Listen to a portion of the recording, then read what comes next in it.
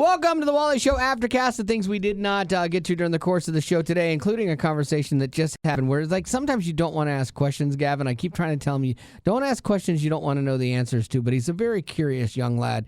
He's like, let's say one day, because we had done a story on the show about a hairdresser that shaved her head in solidarity with a lady that was a stranger that came in to get her hair cut because she was having her hair fall out because of cancer. And this lady, the hairdresser, shaved her own head. Like, amazing.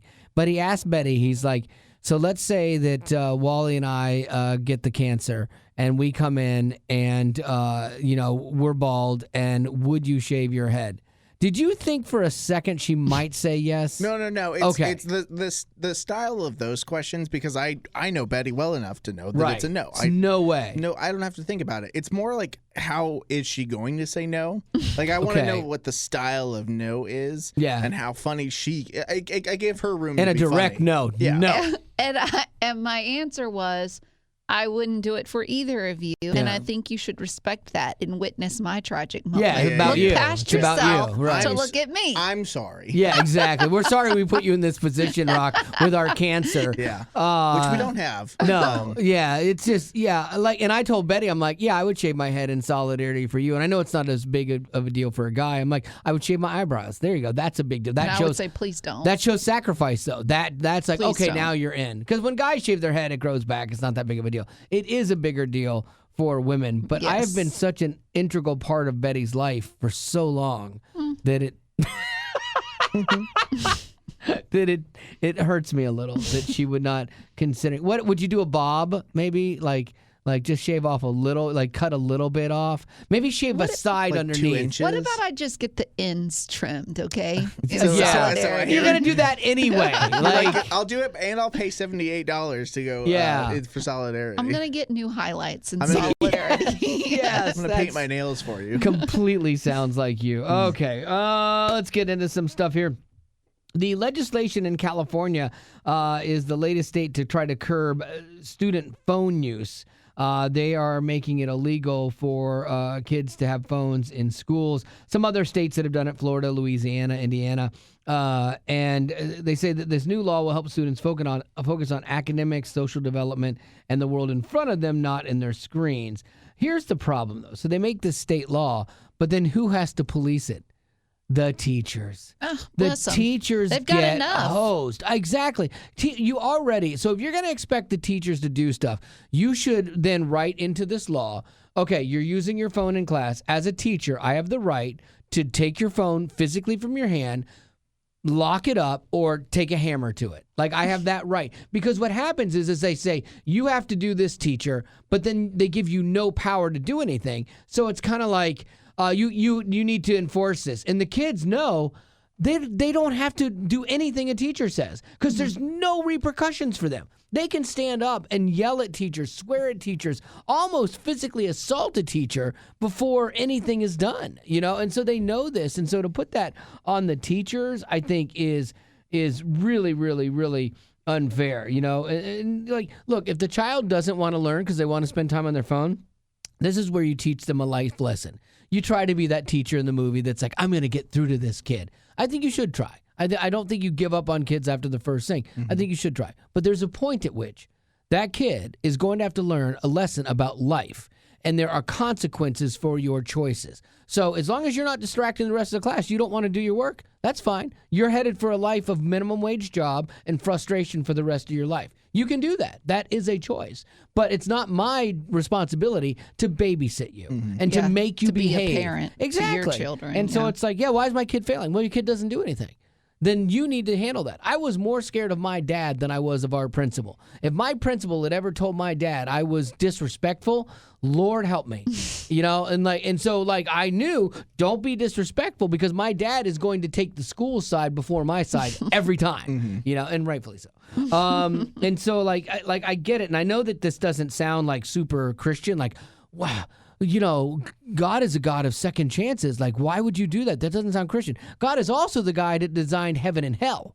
He's also the one that went, here's a really, really big consequence for your inaction on something. Yeah, I mean, so to me, if you're looking at Scripture, if you're looking at God and you try to assign this to that, you go, well, you are the king of consequences, you know, and the Bible's filled with stories of consequences. And so I don't think it's out of the bounds to say, okay, you're going to have to learn a hard lesson here. Now, the good thing about our country is even if you learn that hard lesson, you can still better yourself, you know, if you then apply yourself. You know, you're not always down and out. You can actually rise above some of your station if you will do the work and get it done, and you'll apply yourself. But if you don't, you just spend the rest of your life doing this exact same thing and repeating those things. That's the big thing that scares me, is when you have parents that aren't investing in their kids.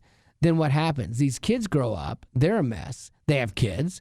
They don't invest in their kids, they're a mess. And no wonder generationally, you get farther and farther away from anything that looks like a work ethic. You get farther and farther away from anything that looks like God. You get farther and farther away from things that look like success, you know, and it does. I really do believe that if you want to look at where the ilks of our society are, it is in the breakdown of family. I know we can talk about gun laws and we can talk about all these things that we need to do to try to bring peace to our nation, and the things that to bring safety. I think you fix families. You fix families, it's going to be a longer haul, but if you fix families, you're going to start fixing a lot of these other things. If you stop taking God out of everything and you allow him to be inserted back into things, it's funny. They want to try all these other things, and the first thing that they want to do is get God out of everything. You look back when God was more prevalent, how many school shootings did we have? Mm-hmm. You know, and kids had guns back then too. Kids had hunting rifles all the time, you know. It's like, but what's different? If I look at what's different, I look at God has been diminished and our families have been eroded. That to me is where I think we should be spending the time doing the work. And true, we've already messed up kids, so mental health stuff for kids to catch them before they end up in these horrible situations where they do dumb things. I think that is a good way and a good use of our tax dollars and our funding, is to work on those three issues. If you do that, you also end up kind of by a byproduct is that ends up solving some of your homeless issues. It ends up solving some of your addiction issues. You know, like the trickle out or the trickle down from brokenness and broken families and no God is all of these other things that are the symptoms of the bigger problem. And so if you treat the illness, which is the lack of morals, the lack of ethics, the lack of family, the lack of God, if you fix that and you address that, then all the other symptoms will start to lessen. You know, so there you go. I fixed everything right there on this podcast. Let's go. It feels good. I love doing that. You also had a phrase at one point, and I did want to ask. You said the ilks. The ilks of society. The problems. Is that what an ilk is? Yeah, is like, ilk a real word? Yeah. Like the ilks or the problems or the issues of society. Basically the problems. Plural of ilk, as in kinds, a number of persons or things that are grouped together because they have something in common. We're looking for chestnuts and other items of that ilk for our autumn decorations. Right. So it's a group of something. Right. So if you're talking about the problems of society, it's the grouping of those problems. And heaven forbid he use the word group. Like where if you had to guess where that came from. You want to know? Like where do you think, because that is one that if I never worked here or met you, I don't think I would have ever heard the word ilk. My dad was a construction worker. Oh, my goodness. My dad I love that you can source this. Yeah, my dad, his whole life was a construction worker. Dropped out of college to marry my mom, and he worked construction. He and his dad and his brother started a construction company. And my dad was not trained book smart, college smart, things like that. But my dad was very smart. Mm-hmm. And my dad read. He found that he had a love for reading. That's awesome. And so my dad is where large chunks of my vocabulary come from. Mm. I'm not well read. I hate reading. Oh, sure. And so I would listen to him, and he liked to learn new words, and then he would share stuff with me, or I would hear him say things in context. So there's some words that I remember from high school and junior high that I thought were weird. Like the word cur. Do you know what a cur is? Mm-mm. I concur. No, just C-U-R, cur. It's a worthless dog. Oh, but really? I still remember that from a vocab like test. We should start making up words and using them, and then get him to think they're real, and then I use them. Yeah, that'd be pretty funny. Yeah, I just like that. Yeah. Yeah, no, he won't. But that is like,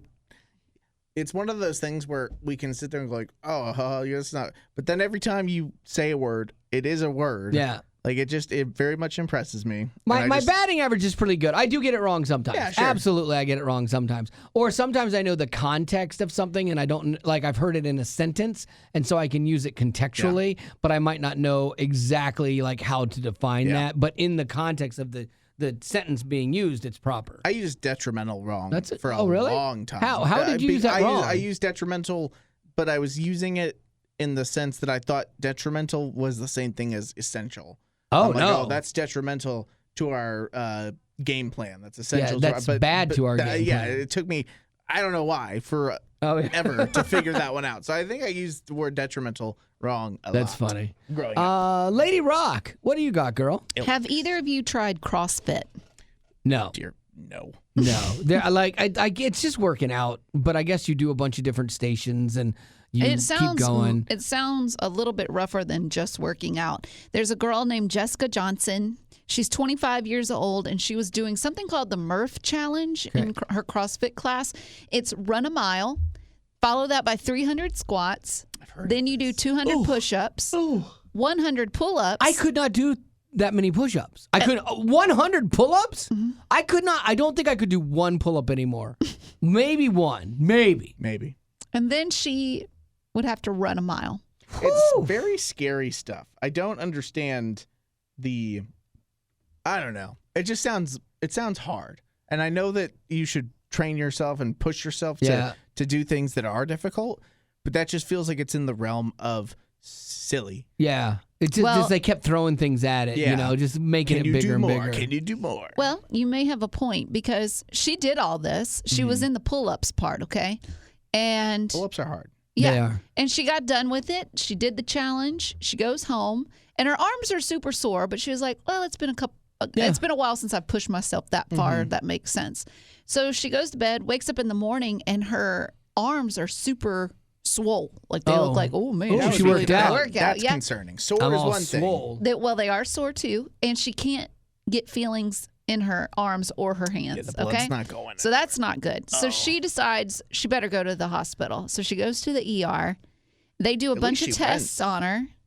And come to find out, she had a life-threatening condition called rhabdomyolysis. And I'm definitely said that wrong. But it's where your muscles break down and they release toxic chemicals into your bloodstream. How is that possible?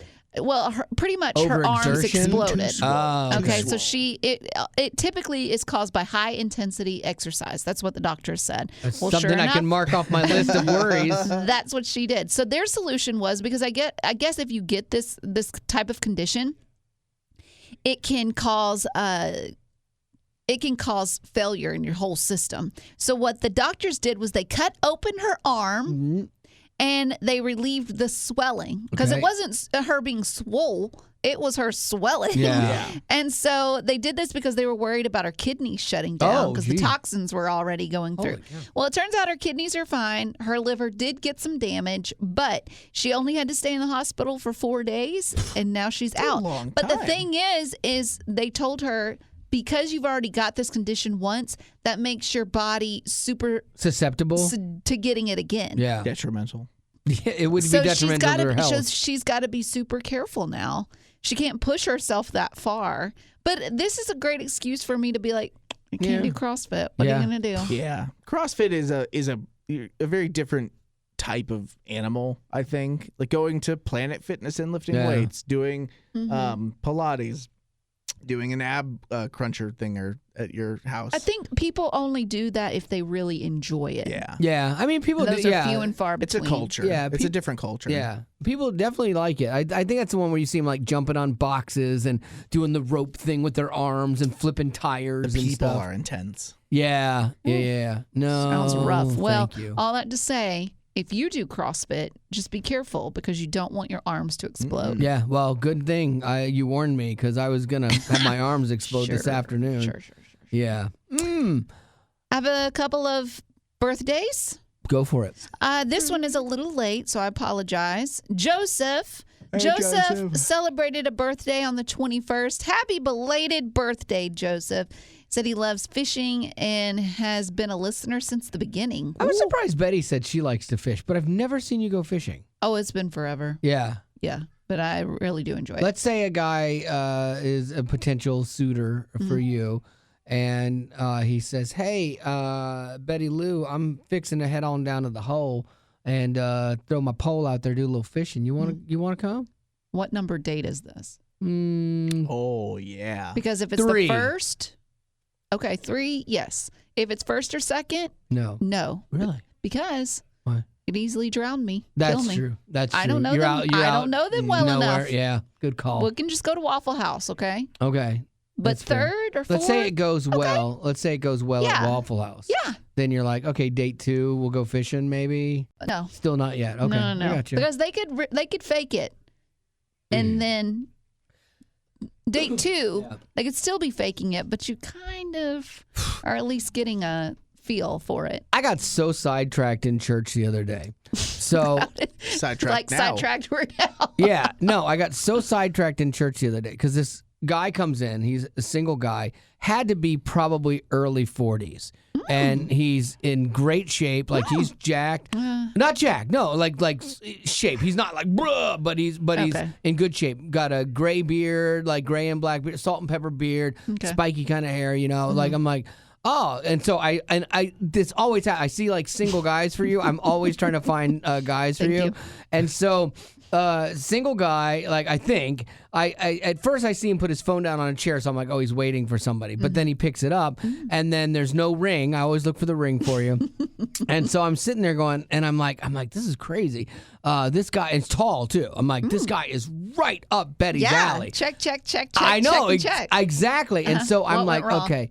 I said, okay, so he came in like while we were singing, so there's no like, hey, meet your friend kind of thing. And so I'm like, you know what? At the end of this, I'll just say hi to him. You're like, hey, how long you been going here? Just kind of see what's what with the guy, you know? Because you have to play an interesting game there. Because it's kind of like a first, second, third date. It can't be a first conversation pitch of you can't be weird like, hey, I got single. this friend if you're single. Like, so I'm trying to figure out how to navigate all that.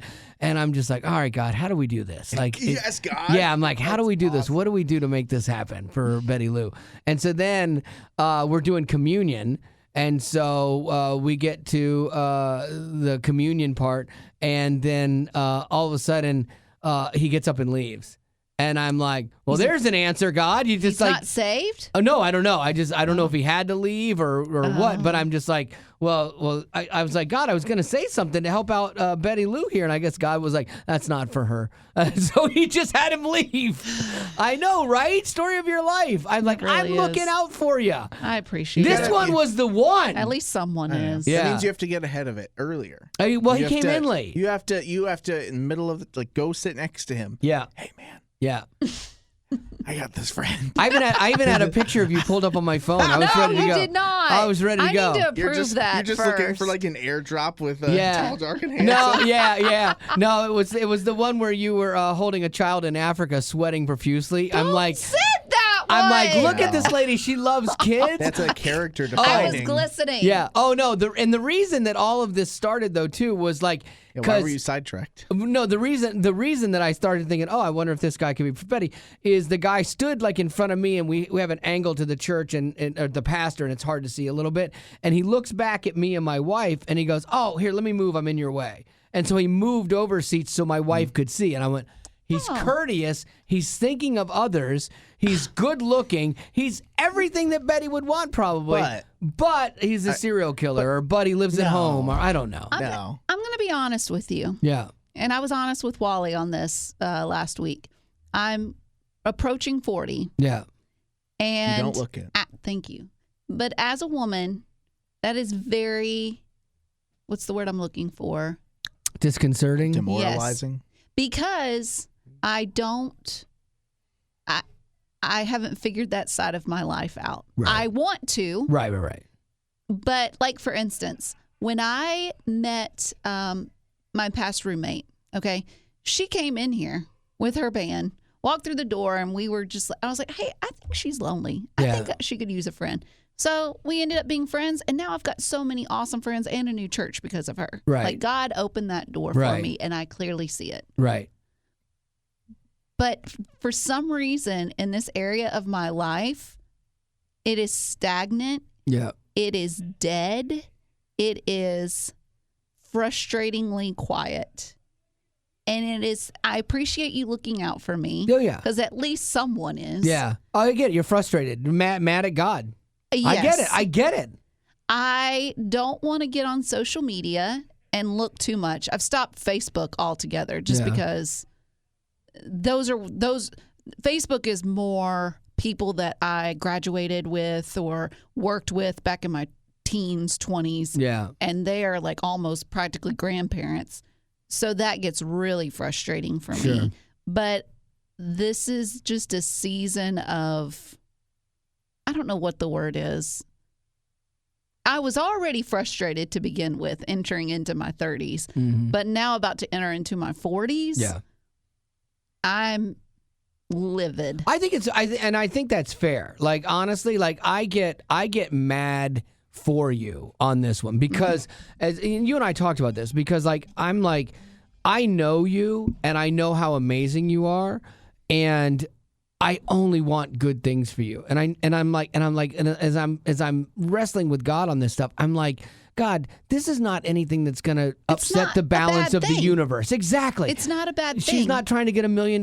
She's trying to do something that everybody else in the world normally does. And this is also something you don't want to talk to a lot of people about. I'll talk about it here. Right. Because you potties, you're not sitting right across from me and you're going to give me your advice. I think a lot of people mean well, but they can say things that are super hurtful. They care about you, in but general, because they'll say, well, you haven't done this or you haven't done that. Did you have to do that? Like, that's what I want to ask them. Right. Have you done that?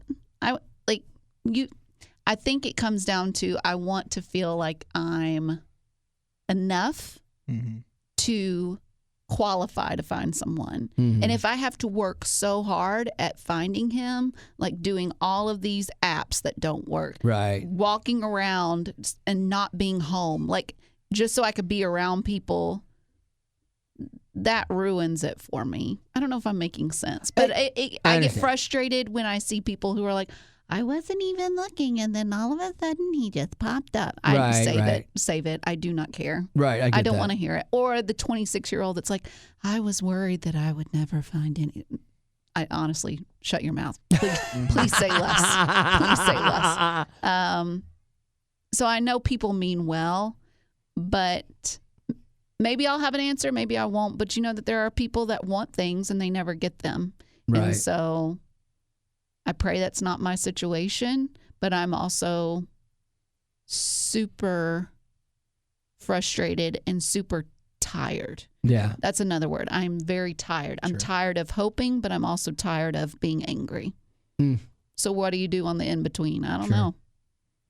No, I get it. I get it. I feel for you, and I'm not going to give you any advice. I'm just going to say I don't want the advice. Exactly. I understand that. I don't want the advice, and I know that there are people in my situation. I know that there are people that are older in my situation. I get that. I do. I get it all. I know. I've thought it through, up and down. It's horizontal, vertical. Once you've heard it, inside out, if it's outside compounded, in. It's either way. It's just very frustrating, especially when you see those hot messes that you're like, okay, they clearly aren't doing the right thing, yet they did find a good person. That doesn't make sense. Yeah. Anyway. Yeah. No, I get frustrated for you because honestly, man, like, and I say this in all seriousness, there's nobody next to maybe your mom and dad that are and you that are pulling for you more than me. Thank you. I only want good things except for you. the guy that had the tiger. You weren't pulling I'm pulling for me on that one. The guy wrangled tigers. A guy with a tiger. Stupid. Not you. I'm saying that there was a bad decision that affected all of us. Wait, how did you get dragged into this?